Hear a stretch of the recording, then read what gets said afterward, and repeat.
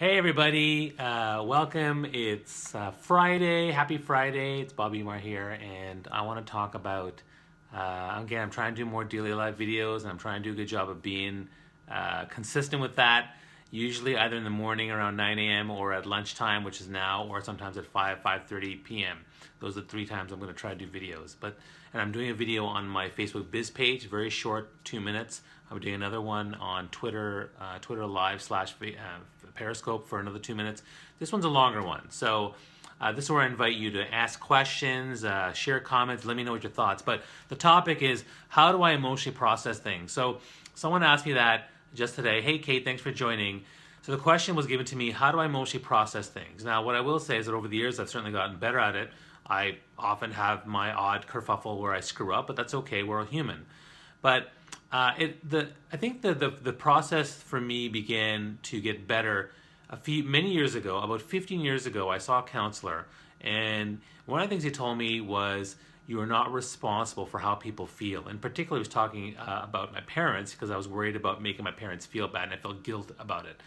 And he said, you can continue to love them and be kind and grateful and be a good and do the best you can, but the guilt you feel is on you. You actually don't have to feel that way, because you can just be the kind, loving person you need to be, but you're not responsible. Even though, and again, parents by their very nature make us feel guilty, because if I do something bad, I feel like I disappoint my parents even as a kid. So it's normal for us to feel that way. We all have those issues, and there's nothing wrong with that. It's just the way it is.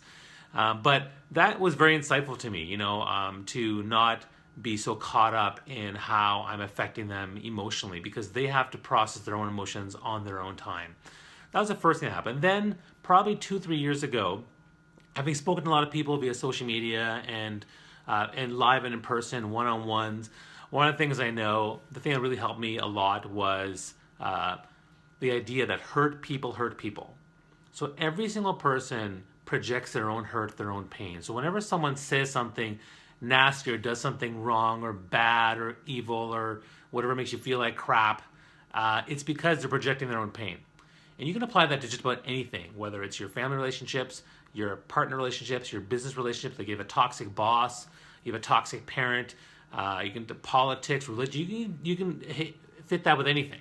And if you can understand that and really take that to head to heart, it'll have a less likely affect you emotionally. You'll be able to process that and realize, you know what, it's not about me, it's about them.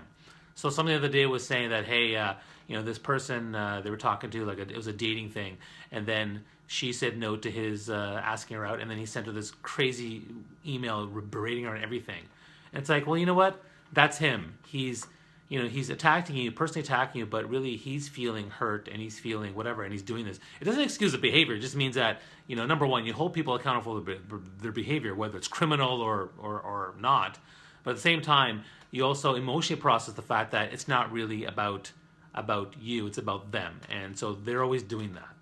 The same thing happened when I was interviewed by the CBC Metro Morning for the Toronto Eaton Centre shooter, because we were there and we were 30 feet away when I saw him shoot the gun, and he was going to jail, and I hoped for his recovery. And they're like, don't you feel anger towards him? I'm like, no, I mean, I think he should be held responsible for what he did, but I also hope he gets rehabilitated, and I feel bad for the system that created such a person who would behave in a way to shoot in front of 1,000 people in broad daylight. And then they took that to the next level, which was, what about something really extreme like terrorism? I'm like, well, again, you can have empathy. It's possible to have empathy, because no one's born hating. No one's born,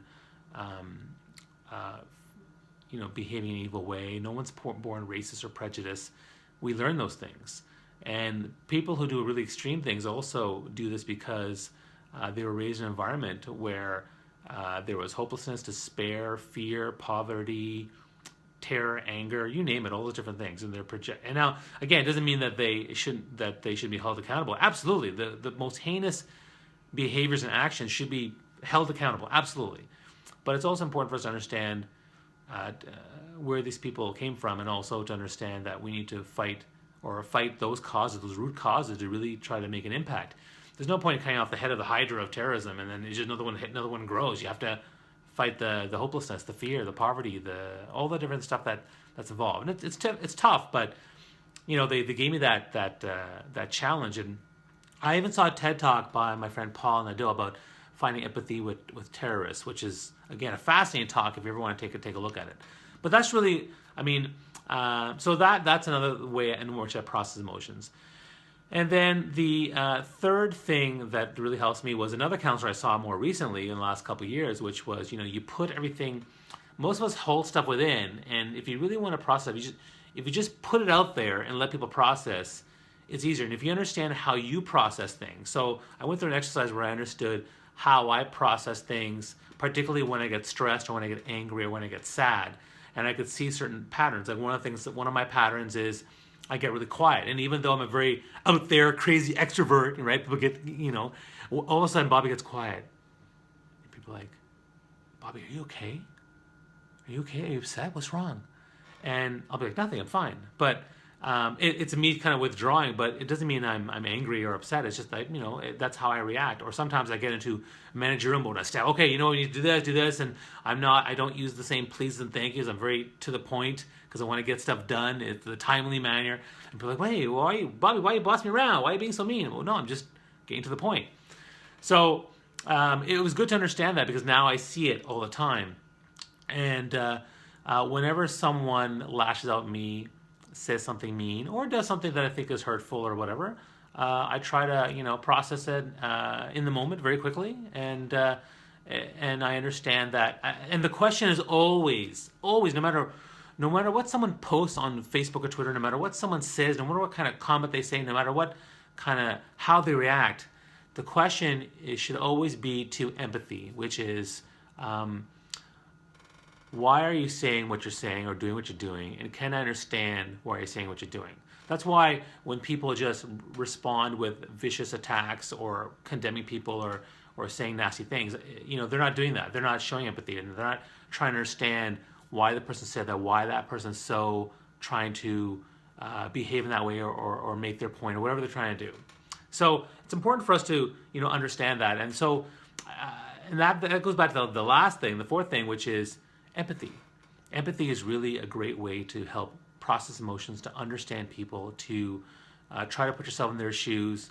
And again, if you like what you're hearing, again, please share this with your pages or with your network, or tag people, let people be part of the thing. I'll be doing these videos every day.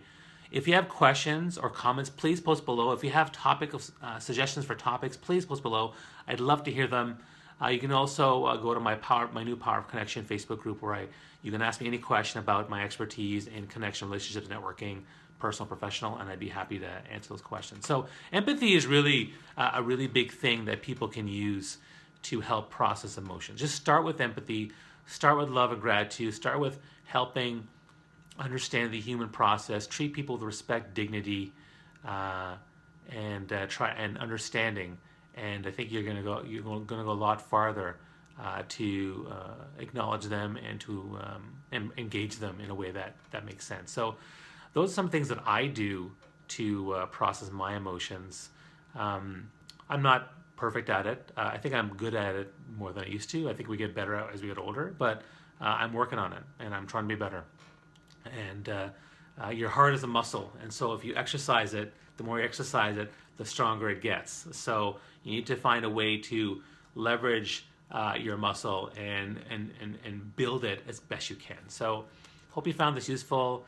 Glad you guys joined me for this chat. I'll be here every day, either at 9 a.m. or lunchtime, or at 5 o'clock. And hope you enjoyed this. All right. Wish you guys all the best. Have a fantastic day, and also enjoy your weekend. Oh.